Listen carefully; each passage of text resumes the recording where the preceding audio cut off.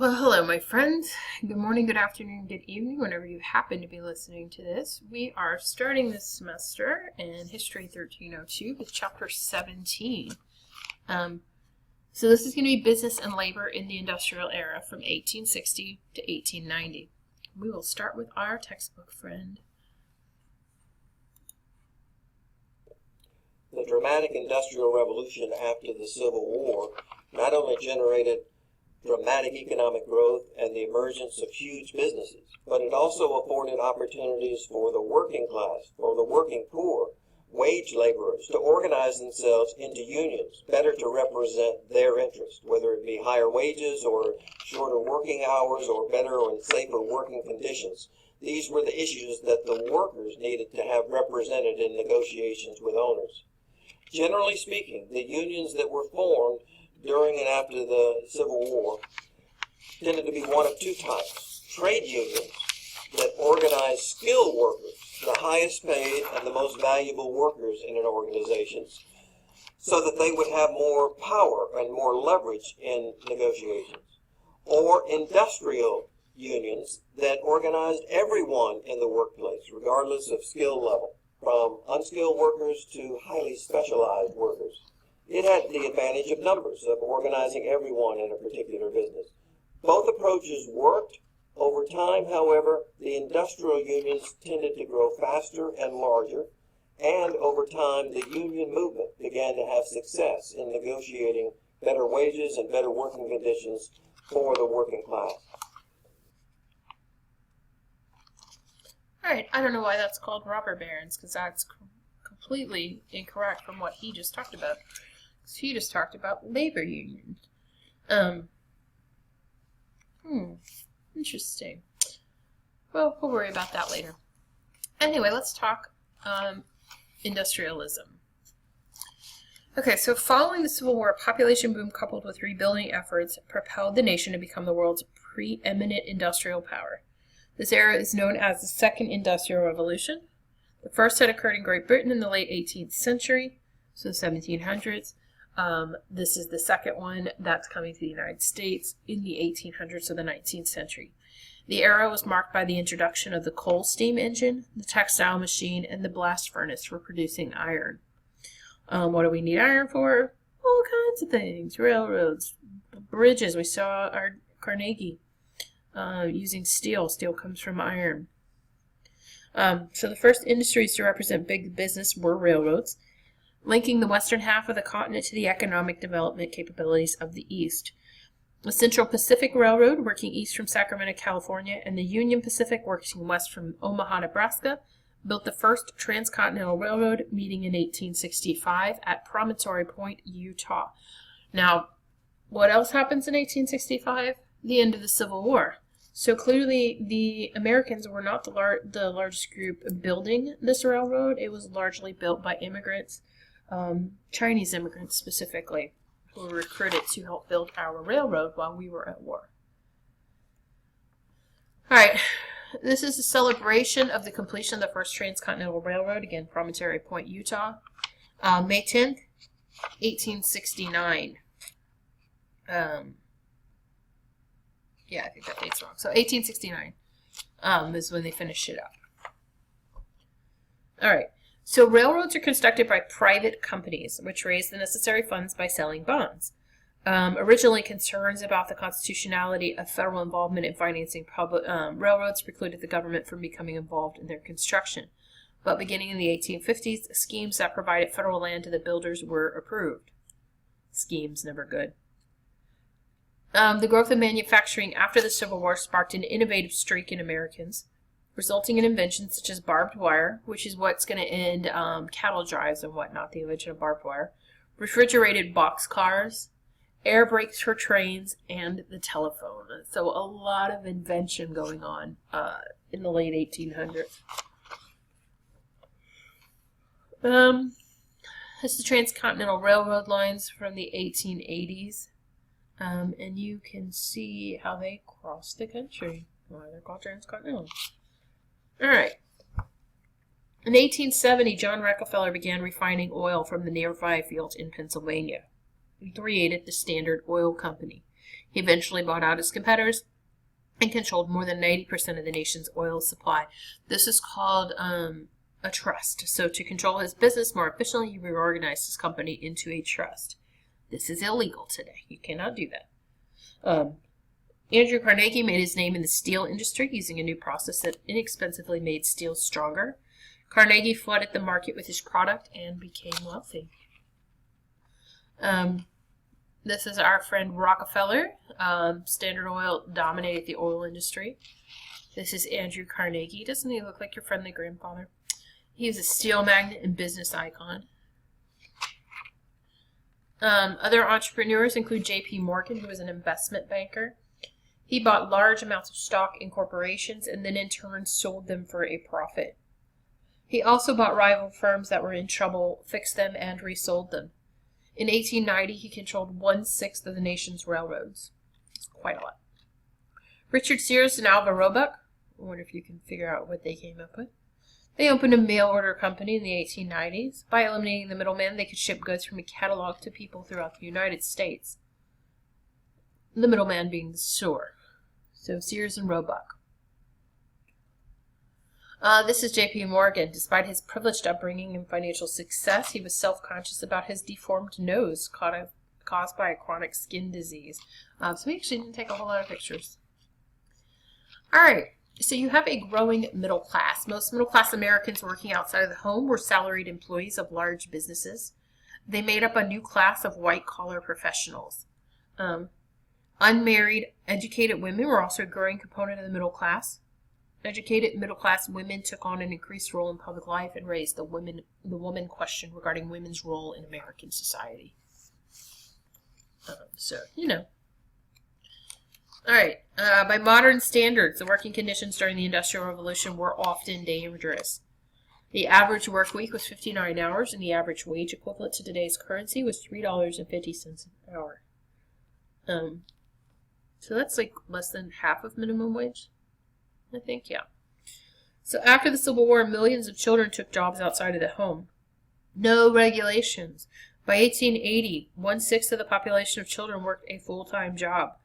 Boys worked deep in coal mines and girls worked in textile mills.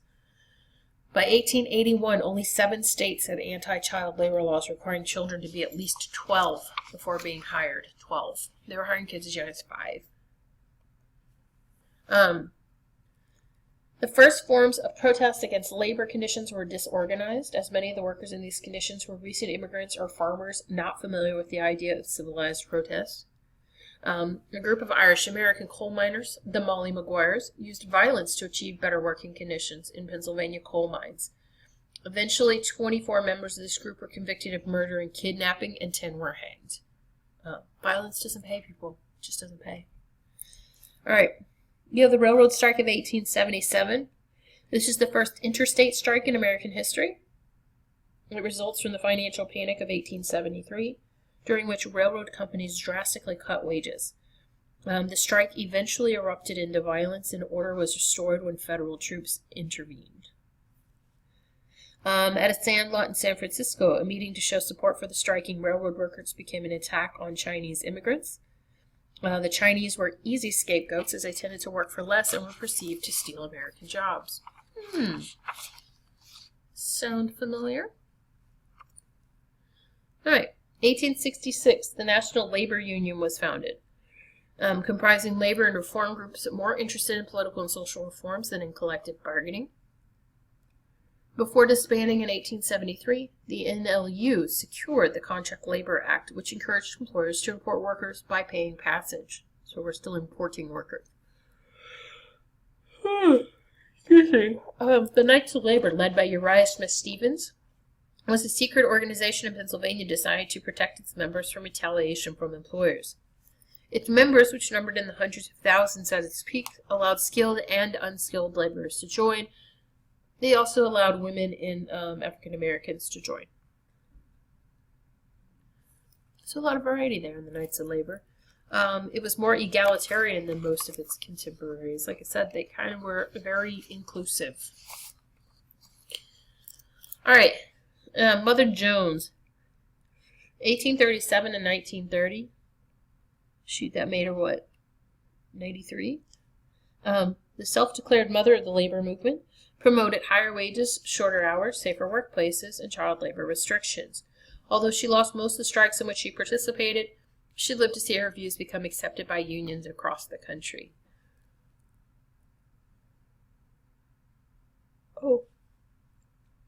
Anarchists believe that any form of government is abusive, controlled by the rich to exploit the poor. Many labor unions during the late 19th century pushed for the abolition of government to achieve their goals. Not really sure that's helpful, but anyway. At an 1886 Knights of Labor rally in Chicago's Haymarket Square to promote the 8-hour workday, a bomb was thrown into a crowd of police officers. One officer was killed and several others were wounded. Although no one involved the Knights was found guilty in the affair, they were guilty by association, and soon thereafter its membership dwindled.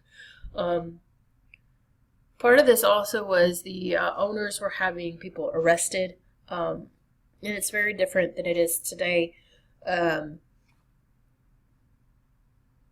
This room makes me yawn. I apologize. But anyway, the police were there protecting the business, not the people. Today, if the police were there, they would generally be protecting the people.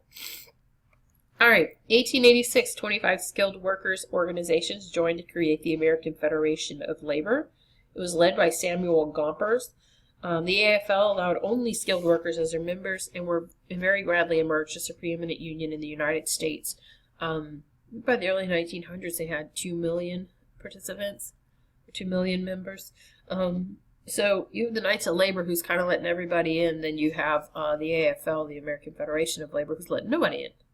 1892, you have the Amalgamated Association of Iron and Steel Workers that go on strike. I think we saw this at Carnegie's Homestead Works near Pittsburgh. An attempt to break the strike ended in bloodshed when members of the Pinkerton Detective Agency were brought in to confront the strikers. Eventually, state militias were sent in to protect workers not involved in the strike. Not protecting the workers involved in the strike, the ones not involved. So, all right, that's the Homestead strike. I think that was where we ended on the film yesterday. So, all right, the Pullman strike. It paralyzed the economies of 27 states in 1894. Members of the American Railway Union working at the Pullman Palace Car Company went on strike. No member of the IRU would handle Pullman rail cars, sleeper cars that were very popular. By mid-July, Midwest Railroad lines were stuck with cars on tracks that no one would touch. Eventually, President Cleveland ordered federal troops to remove the cars from the tracks, citing federal authority to deliver the mail, which at that time was done by train. So this is federal troops guarding the railroads in 1894. Making sure the mail gets delivered. All right. Eugene Debs, the guy in the middle there, founder of the American Railway Union and later candidate for president as head of the Socialist Party of America. All right. So the Gilded Age industrial complex created a system in which owners were vastly separated from their workers in both wealth and working conditions. This set the stage for government entities to intervene to find an equilibrium. So much of what happened during this time period is going on because there's no government intervention. I think that's been pretty evident in what we've been watching the last couple of days, that you have these big businessmen who are amassing wealth left and right, and they're not doing it in the most ethical ways a lot of times. So I'm going to read this. This is what our video is supposed to say according to my paper here, but I think it's good information, so I'm going to go ahead and read it. The United States experienced the fastest economic growth in its history during the 4 decades after the end of the Civil War. That is, between the 1860s and 1900. The rate of urban industrial development in the United States was unprecedented during those years, very much led by an astonishing group of individual entrepreneurs and business executives who helped from the vanguard of industrial growth in the United States. These so-called captains of industry were very energetic, aggressive, and at times unscrupulous men who forged massive corporations that transformed the nature of American economic life and political power during the late 19th century. Critics of these business titans called them robber barons. What they meant by that was a reference to the Middle Ages in Germany, where along the Rhine German nobles built castles to control the river. And they would stop river traffic using the threat of their cannons and force passerbys to pay tolls in order to continue down the river. So they were called robber barons because they forced traders to pay their taxes in order to proceed down the river. In 19th century America, people began to use this phrase to criticize the practices of these corporate titans who dominated industrial and business life in the 1870s through the 1890s. People like John D. Rockefeller, who formed the Standard Oil Company, like Andrew Carnegie, who formed the United Steels Corporation, and like Cornelius Vanderbilt, who formed a railroad empire across the United States. Capitalism is supposed to thrive on competition, but all of these robber barons hated competition. They believed it was inefficient and distracting, and so they did their best to eliminate competition, sometimes through fair competition, but also through unscrupulous means such as bribery. At that time, there was no government regulation of big business, and therefore they got away with what today would be illegal and unethical practices. So the robber barons created an amazing American prosperity and incredible rates of economic growth, but they did so in ways that today would be considered unjust and inappropriate. In that sense, their contributions, like so many aspects of American history, were very much a mixed bag, blessings but also burdens. And that helps explain why government began to emerge by the end of the 19th century as a regulator of the business sector.